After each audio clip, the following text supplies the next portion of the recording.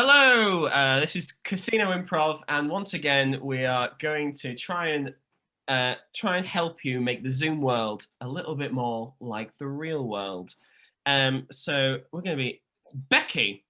Yes. What do you miss about independent venues, about going to gigs, about gigging yourself? For me, it's that live. It's being in a room with people. It's that energy, that kind of like, not to get really Billy Elliot about it, but it's like electricity. To further question, Becky, what's it feel like when you're dancing? It's like electricity running through my body. It doesn't speak like that. That's not his accent. What's the like further question, Becky? What's Julie Walters like? Oh, a dream. Everything you would expect and more. But I think it's also that that bit just before when you're in, everyone's arriving, everyone's in the foyer, so there's that hubbub, and then that moment where everyone is ready. Where if you're in a theatre, for example, you've seen a show, I'll go with that. Everyone sat down, lights gone, and that first moment of a show. And that for me is always like, because you're just like, oh, there's so much potential. I think I fixed it already, guys. I think we can end the episode after this. What you need are two things, Becky. 1, cardboard cutouts. 2, exposed electrical wires. Okay?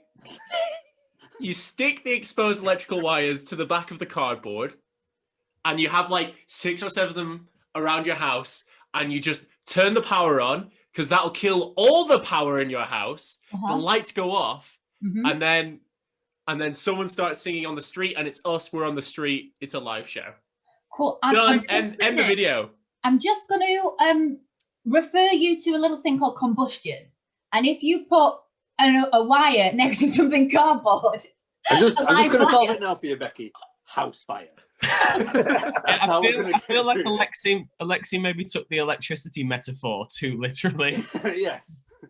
No, because what you do then, it's to save yourself from the fire, you douse the cardboard cutouts in water so it can't catch fire.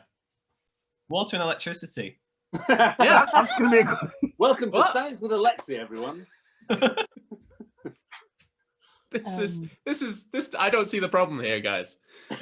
I see see at least 10, but we don't have time to listen. Okay. But I would say some solutions. One of the solutions is definitely this. Like, it's one thing to not be able to like physically be in the room with people, but I still kind of get that little charge when we're doing to Cockfoot Wutzka on a Thursday. Like, I still get that before the show, like sitting around us, like before we actually like raise the digital curtain, as it were. Digital curtain, is that like the Iron Curtain? Yeah. I suppose the good thing about it is we can still have that with the chat and stuff like that. We are connected, and there is, I suppose, the Zoom and online world does emphasize how actually we can always be connected to each other, and it's, Yeah. Oh, he's got another fix. He's got another fix. Oh God. This one is slightly more sensical. Okay. Sensical. You put your sensical, yeah. That's a word that I'm sure many people use in their daily lives. I think I read it in a Seuss book. So what if you put yourself in a tiny space with your streaming setup? So it feels like you're surrounded on all sides, and you've got that kind of like closed in feeling that you get when you sat in a packed audience. And then on the like surfaces around you, you paint receding into the distance, rows of darkened heads, and like you look behind you and there's like rows of people going tiered up into infinity, and you look at your Zoom screen and there is the show. How is everything you keep describing just going into realms of horror? Just every time, like rows of dark heads going into infinity in a closed space you built around yourself. That's what theatre is to me, right? My mate has done a few things online though about like, self-touch and hugging and connecting with yourself, and that's, I suppose, quite a nice thing to maybe think about, is how we, just physically and give yourself a hug. Not putting yourself in a dark box. No, maybe just okay. Maybe just a hug. All right. I think it's interesting, Becky, that you spoke about like the sort of drum roll before it and that sort of feeling and the anticipation.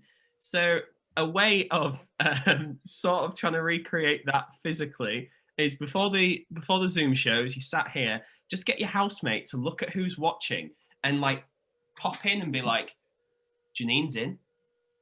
Eric's at the bar. But anyone who's watching, just get someone to be like, they've just bought a drink. I think they're watching. Carol just paused you. She's off to the loo. We're just going to have a bit of a delay because Harriet's family are going to be about 5 minutes late. Love it. I love it. Oh, that thing really of good. just you're on a Zoom chat and someone's internet, they're about to say something profound, and then their internet just goes. So you're like, yeah. I've been to shows where a lapel mic has just started cutting out a little bit during a monologue or something. Yeah. Mm-hmm. I do want to just mention, because he'll be too shy to say it himself, for anybody out there who is looking for solutions, Alexei Papadopoulos has just opened up a solutions company, Papadopoulos Solutions. Yep. Go to him if you want life-changing solutions.